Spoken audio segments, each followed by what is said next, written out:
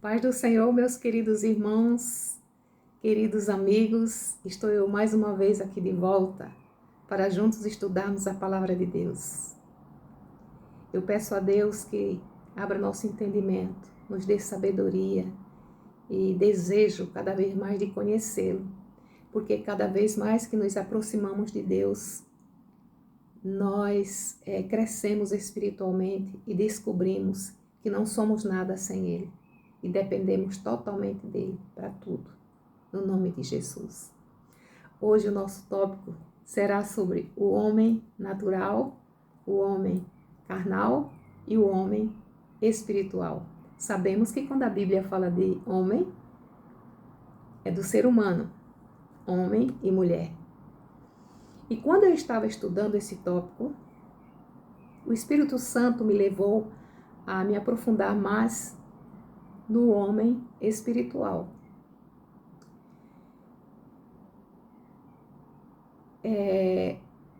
Vamos falar um pouco de cada um, mas no homem espiritual nós vamos colocar mais 3 tópicos que estudaríamos futuramente, mas dentro do assunto, do contexto, do homem espiritual, colocaremos esses 3 tópicos que eu falei na introdução, no primeiro vídeo, que são esses aqui. Entender qual a verdadeira bênção de Deus, estão lembrados? Buscar a direção de Deus antes da ação, ou seja, entender o que é eficiência e eficácia. E 3, nem tudo que dá certo vem de Deus. Então, começaremos com o homem natural. A Bíblia diz o que é o homem natural. Lá no livro de 1 Coríntios, no capítulo 2 e no verso 14, o homem natural não aceita as coisas do Espírito de Deus, porque lhe parecem loucura e não pode entendê-las, porque elas se discernem espiritualmente. Agora, não compreender as coisas de Deus, o homem natural, é lógico, não é? Porque o homem natural, ele nasce com o espírito morto. Então, quando nós crescemos, que reconhecemos Jesus, que temos entendimento e reconhecemos que Jesus Cristo como nosso Salvador, o Espírito Santo vem habitar em nós. E é o Espírito Santo que dá vida ao nosso espírito e nos conecta com Deus. Foi por isso que Jesus veio nos reconciliar com Deus. Então, o reino de Deus é espiritual. Deus é espírito. Então, para que o ser humano se conecte com Deus, precisa do Espírito Santo fazer essa conexão. Amém? Glória a Deus. O homem carnal. Muitos pensam que o homem carnal é aquele que não conhece Jesus, não conhece a palavra, mas não é verdade. O homem carnal, Paulo diz em 1 Coríntios, no capítulo 3, do verso de 1 a 3, ele fala: eu, porém, irmãos, não vos pude falar como a espirituais, e sim como a carnais, como a crianças em Cristo. Olha, Paulo está falando com o povo de Coríntios, da igreja de Coríntios. Então, ele estava falando irmãos, quer dizer, eles são crentes, mas são carnais. Quer ver? Veja no verso 2. Leite vos dei a beber, Paulo está dizendo. Não vos dei alimento sólido, porque ainda não podíeis suportá-lo. Nem ainda agora podeis, pois ainda sois carnais. O verso 3. Porquanto havendo entre vós ciúmes e contendas, não é assim que sois carnais e andais segundo o homem? Olha aí, já um exemplo aqui de ciúmes e contendas. Isso é atitude de crentes carnais. Entendeu? Eles conhecem a palavra de Deus, conhecem a Jesus Cristo, mas ainda têm atitudes da carne. Agora vamos o homem espiritual. O homem espiritual, a palavra de Deus diz, porém o homem espiritual, também em 1 Coríntios, no capítulo 2, no verso 15, porém o homem espiritual julga todas as coisas, mas ele mesmo não é julgado por ninguém. Quer dizer, o homem espiritual é aquele que é guiado pelo Espírito Santo e discerne as coisas de Deus. Eles têm discernimento das coisas de Deus.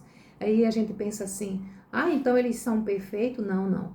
Não significa que eles são perfeitos. Significa que o padrão de vida deles,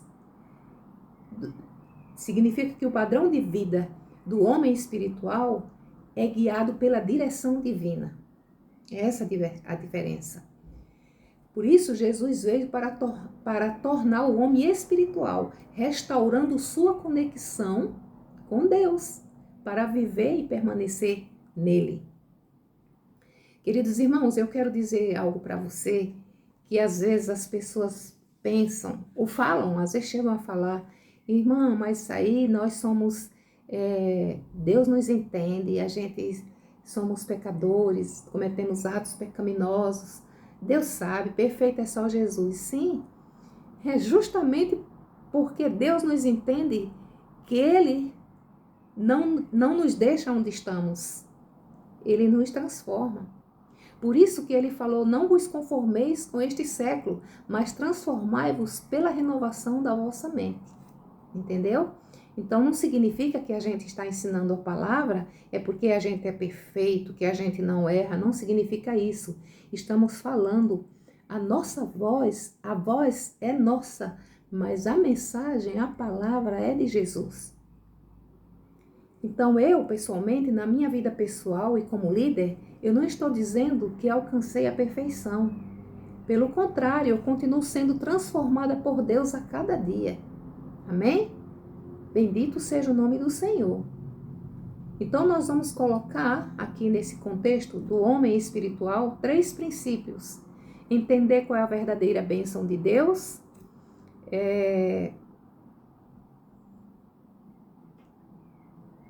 Como eu já falei, né? Buscar a direção de Deus antes da ação e nem tudo que dá certo vem de Deus. Então, começaremos aqui, vamos começar a entender qual é a verdadeira bênção de Deus. O que é bênção para Deus? É diferente do que muitas vezes é bênção para nós. A maior e verdadeira bênção de Deus, número 1, é a salvação. E é através da salvação, é através dela que tudo que se aproxima de Deus, que tudo que se conecta à vontade, está indo na direção da vontade de Deus, no propósito de Deus, são bênçãos. Muitas vezes até coisas que vêm de Deus, que para nós está errado, para nós não era isso, ou não é de Deus. Muitas vezes é. Por isso que nós temos que pedir o discernimento ao Senhor. Porque tem coisas que vêm nas nossas vidas, nós nos assustamos. Ai meu Deus, mas eu orei e pedi isso e veio diferente. É porque para nós, as coisas para Deus é diferente da que nós pensamos. Muitas vezes, o que tem aparência de derrota para nós, Deus transforma em bênçãos. Amém? A maneira, a estratégia dele trabalhar. Ele é Deus, ele sabe o que está fazendo. Glória a Deus. Então, para entender a verdadeira bênção de Deus, o homem espiritual aprende a enxergar a bênção, o que é bênção, pela perspectiva de Deus e não apenas pela sua própria perspectiva. Isso, quando nós entendemos, nós crescemos e amadurecemos espiritualmente. Número 2, buscar a direção de Deus antes da ação. Buscar a direção de Deus antes da ação, lembra que eu falei lá no tópico, que é a diferença da eficiência e eficácia. Tudo que nós fazemos com eficácia foi eficiente, mas nem tudo que a gente faz que é eficiente tem um resultado eficaz. Nós vamos citar aqui um exemplo da Bíblia, de 1 Samuel, no capítulo 15, você pode ler depois, tranquilo, aí o capítulo 15 de 1 Samuel, sobre Saul. Deus mandou ele destruir Amaleque, ele destruiu toda a cidade de Amaleque. E ele fez totalmente diferente. Nós não temos tempo para falar cada detalhe, por isso que eu peço para você ler. O resultado de Saul foi eficiente aos olhos humanos, mas o resultado não foi eficaz diante de Deus, porque ele não obedeceu o plano de Deus. A maneira, você vai ler e você vai entender. Deus mandou ele fazer uma coisa, ele fez, mas não fez como Deus pediu. Amém? Glória a Deus. Bendito seja o nome do Senhor. Então, ele não seguiu as instruções de Deus. não foi obediente ao plano de Deus. Por isso que aconteceu, qual foi a consequência? Deus retirou a unção dele e deu para Davi. E Samuel, no 1 Samuel, no capítulo 15, no verso 22, o profeta Samuel disse para ele, melhor obedecer do que sacrificar. E muitas vezes nós nos esforçamos tanto para fazer uma coisa, mas na verdade não estamos obedecendo a Deus. Aí se torna um líder até cansado. E um líder cansado, ele fica vulnerável a negociar seus valores. Sabia disso? Fica vulnerável a isso. Vemos também aqui outro exemplo no livro de Atos, no capítulo 16, do verso 6 a 10. Paulo queria evangelizar uma região.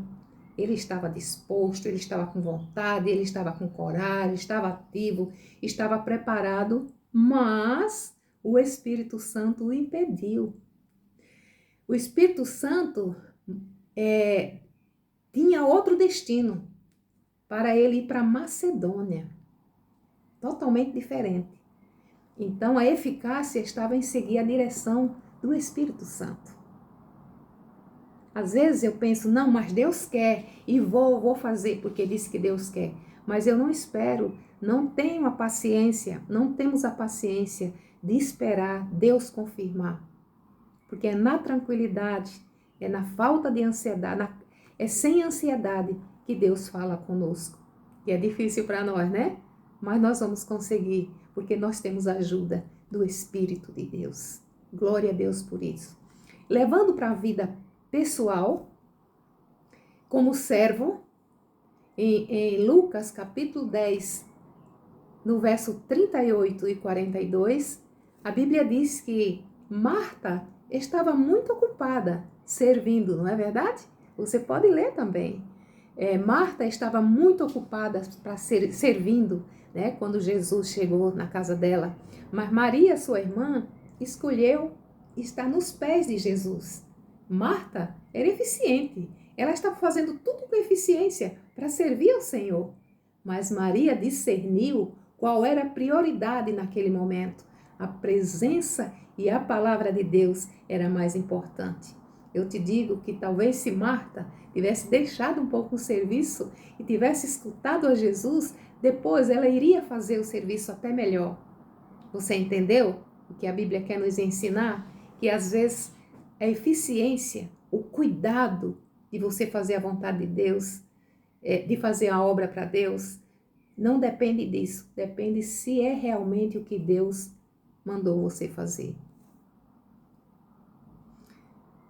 Eficiência é fazer bem uma tarefa com competência. Eficácia é alcançar o objetivo pretendido. E se tratando, eu falei de um servo, né? Aqui é de Marta e de Maria.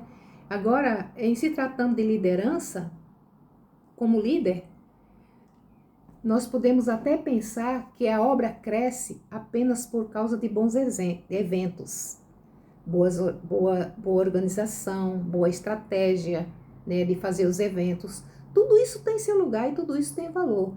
Mas o que sustenta a obra de Deus não é a programação, é a presença de Deus. Então, cada vez, como homem espiritual, como mulher espiritual, nós temos que aprender mais, entender o que a Bíblia, o que o Senhor está nos ensinando. Isso eu não estou dizendo que se você fez alguma coisa que deu errado, você não é espiritual. Não, nós estamos aprendendo. O que importa é o desejo e o reconhecimento de entender que estamos errados. É ter consciência que o Espírito Santo, ele não acusa ninguém, o inimigo acusa, mas o Espírito Santo nos convence como fazer o certo. Quando o líder primeiro busca obedecer à vontade de Deus, por mais que demore o tempo que demorar, porque às vezes nós queremos as coisas para ontem, não é verdade? Quando nós obedecemos à vontade de Deus, a presença de Deus se manifesta. E onde a presença de Deus predomina, vidas são transformadas.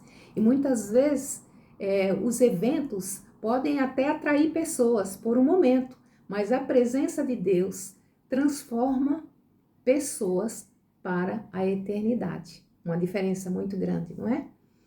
Os eventos podem encher um auditório, somente a presença de Deus enche e transforma os corações.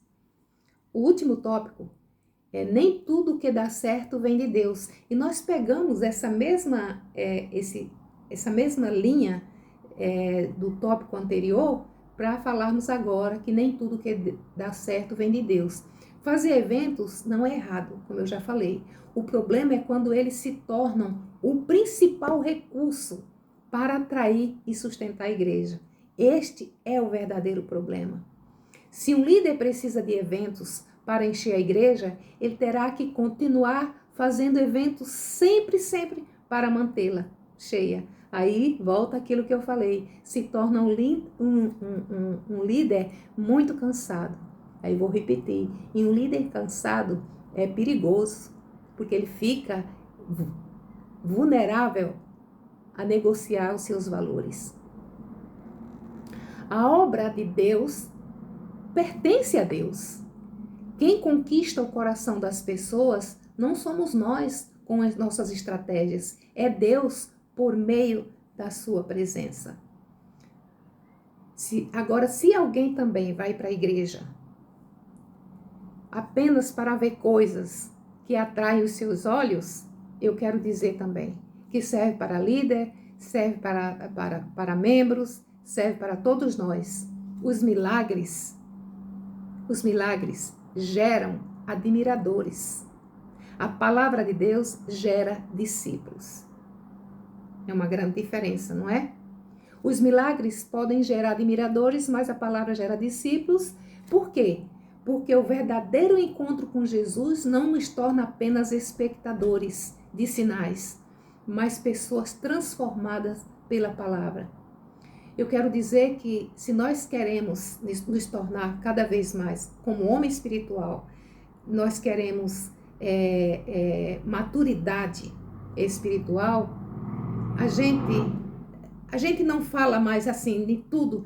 Se deu certo foi de Deus, se prosperou foi de Deus, se cresceu foi de Deus. Não. A Bíblia nos ensina, a Bíblia não nos ensina isso. A Bíblia ensina que o homem espiritual não pergunta apenas, deu certo? Não, pergunta assim, foi de Deus? Então isso a gente pergunta para a gente mesmo. Se eu faço uma coisa ou quero fazer, vamos supor, se eu faço e deu certo, eu não pergunto, deu certo? É de Deus. Eu digo assim, deu certo, mas foi de Deus? Primeiro eu pergunto, foi de Deus? Porque se foi Deus, vai dar certo. Quando é de Deus, vou repetir outra vez para terminar. Quando é de Deus, por mais que não tenha aparência de certo, mas vai dar certo. Vai ter um resultado eficaz. Mas se der certo e não for de Deus, vai ter um resultado que não se encaixa no propósito de Deus. Quando reconhecemos nossas fraquezas e buscamos a Deus, Ele nos traz de volta para a linha da sua vontade. Repetindo, não estou dizendo que você tem que fazer tudo certo, porque eu não faço tudo certo. Eu não sou perfeita, você não é perfeito. Jesus não está preocupado de voltar e encontrar você no lugar que Ele gostaria. Mas ele não quer encontrar você no lugar que você estava. Entendeu? Significa que Ele quer nos encontrar caminhando em busca da perfeição. Essa mensagem que Deus colocou no meu coração, esse pequeno estudo para a honra e glória do Senhor. A Ele toda a honra, toda a glória e todo o louvor. Um beijo para o Senhor e um beijo para você. No nome de Jesus. Amém.